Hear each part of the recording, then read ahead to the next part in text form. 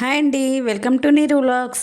ఈరోజు ఏకాదశి కదా. సో వెల్లుల్లి అయితే తినాం కదా అందరము. సో అవి లేకుండా, అవి యూస్ చేయకుండా మంచి టేస్టీ కర్రీ అయితే నేను చేశాను, చూపిస్తున్నాను ఈ వీడియోలో. ఇది ఒక్కసారి టేస్ట్ చూసామంటే మళ్ళీ మళ్ళీ చేయమని అడుగుతారు పిల్లలు, అంత టేస్టీగా ఉంటుంది ఈ కర్రీ. ముందుగా నా ఛానల్ని కొత్తగా ఎవరైనా చూస్తుంటే ప్లీజ్ సబ్స్క్రైబ్ చేసుకోండి.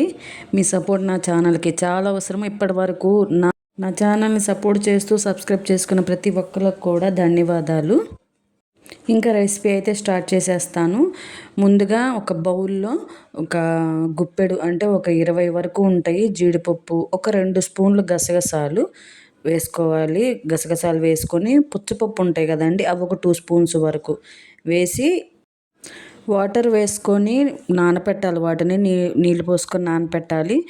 మినిమం ఒక 1/2 అవర్ పైన నానితే మంచిది, ఒక 1 అవర్ నానితే మంచిది. లేదంటే ఒక 15 to 20 మినిట్స్ అయినా నానపెట్టుకుంటే చాలు. వాటిని నానపెట్టేసుకొని పక్కన ఉంచేసుకోవాలి. నెక్స్ట్ నేనైతే ఒక 1/2 కేజీ దొండకాయలు అయితే తీసుకున్నాను. వాటిని శుభ్రం చేసేసి ముక్కలు కట్ చేయకుండా అటు ఇటుగా చీలికలు పెట్టుకోవాలి. ఈ కర్రీ రెస్టారెంట్ టైప్ కర్రీ లాగా ఉంటుందండి, చాలా బాగుంటుంది, చాలా టేస్టీగా ఉంటుంది కూడా. 1/2 కేజీ దొండకాయల్ని 2 వైపులా చీలికలు పెట్టేసుకొని పక్కన ఉంచేసుకోవాలి. ఇదిగోండి, ఈ వీడియోలో నేను చూపిస్తున్నాను కదండి, ఈ విధంగా అయితే కట్ చేసుకొని పక్కన ఉంచుకోవాలి. పూర్తిగా కట్ అవ్వకూడదు, ముక్కలుగా చేయకూడదు. ఇట్లా కాయలు కాయలుగా ఉంటేనే కూర బాగుంటుంది తినడానికి కూడా.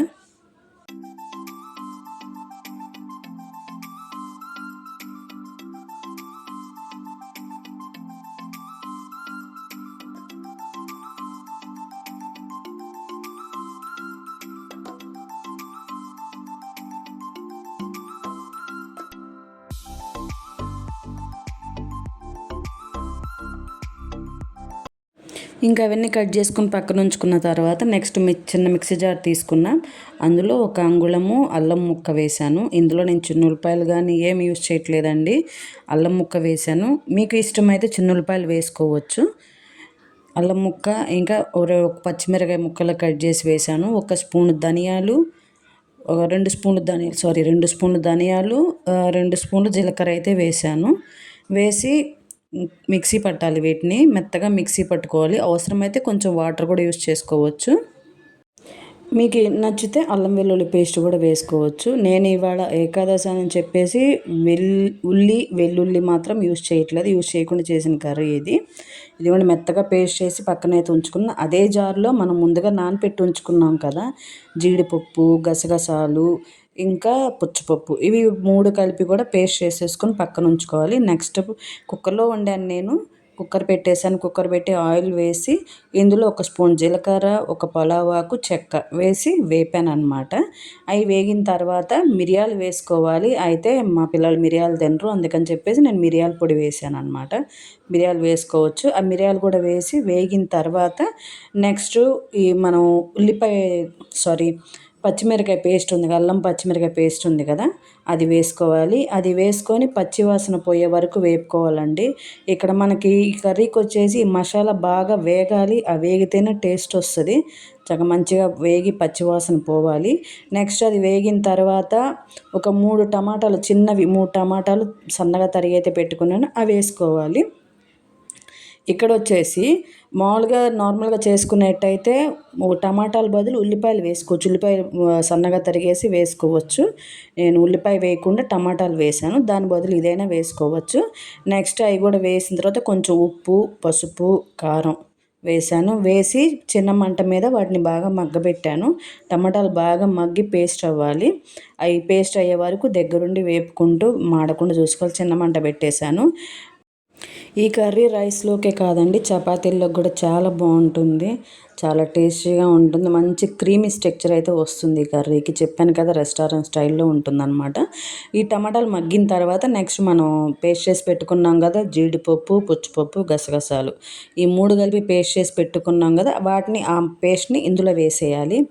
ఈ పేస్ట్ కూడా వేగాలండి, మంచిగా వేగి గట్టిగా పడి కొంచెం నూనె వదలాలన్నమాట. అవి వదిలే వరకు పేస్ట్ని అయితే వేపాలి. ఈ కూర కల్లా ఇదే ప్లస్. మెయిన్ ఆ మసాలా వేగితేనే కూరకి టేస్ట్ వస్తుంది. వేగకుండా పచ్చి పచ్చిగా మొత్తం వేసేస్తే అంత లుక్ రాదు, కూరకి టేస్ట్ రాదు. సో మసాలా మొత్తం మంచిగా వేగాలి, ఉండి వేపుకోవాలండి. మాడకుండా అడుగంటకుండా వేపుకోవాలి. అది బాగా వేగి నూనె వదలాలన్నమాట. అది వదిలే వరకు కూడా కూరని కలుపుతూనే ఉండాలి. చిన్న మంట పెట్టినా కూడా అడుగంటుతూనే ఉంటుంది. ఇందులో దొండకాయల ప్లేస్లో బేబీ పొటాటోస్ లేదా నార్మల్ పొటాటోస్ అయినా వేసుకొని వండుకోవచ్చండి. చాలా టేస్టీగా ఉంటుంది కర్రీ మాత్రము. బంగాళదుంపలైనా వేసుకోవచ్చు. నేనైతే దొండకాయలు వేసాను. సో మీకు ఇష్టమైతే బంగాళదుంపలైనా వేసి వండుకోవచ్చు. ఇగోండి మసాలా అయితే వేగింది చక్కగా, నూనె అంతా కొంచెం చిన్నగా వదులుతూ ఉంది. ఇప్పుడు నేను ముందుగా కట్ చేసి పెట్టుకున్న 1/2 కేజీ దొండకాయలు ఉన్నాయి కదా, అవి వేసేసాను అనమాట. అవి వేసాను. ముందు మసాలా అప్పుడు నేను కొంచెమే కదా, అంటే టమాటాలు వేసినప్పుడు సాల్ట్ వేసాను, అది సరిపోదు. సో మళ్ళీ కొంచెం కళ్ళుప్పు అయితే వేసాను, కొంచెం వాటర్ పోసాను. నేను ఇది కూర కుక్కర్లో వండుతున్నాను, విడిగా ఉండట్లే, విడిగానే వండుకోవచ్చు. మార్నింగ్ బాక్స్కి ప్రిపేర్ చేస్తున్నాను. సో టైం లేదు కాబట్టి నేనైతే కుక్కర్లో వండేస్తాను. ఇంకా కొంచెం కళ్ళుప్పు కూడా వేసి సరిపడా వాటర్ అయితే పోసేసి 4-5 పచ్చిమిరకాయలని ఒక చీలిక పెట్టేసి వేసేసాను అనమాట.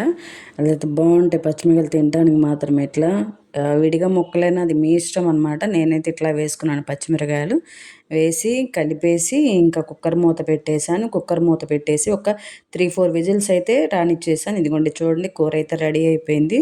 ఇంకా కొంచెం వాటర్ ఉందని చెప్పేసి నేను మళ్ళీ పొయ్యి ఆన్ చేసేసి అట్లా ఉంచేసాను అనమాట. కొంచెం ఉప్పు కారాలు కూడా చూసుకోవాలి కదా, చూసుకొని సరిపోకపోతే అవి కలిపేసేసి కొత్తిమీర జల్లేసాను. ఇంకంతేనండి, దొండకాయ కూర రెడీ అయిపోయింది.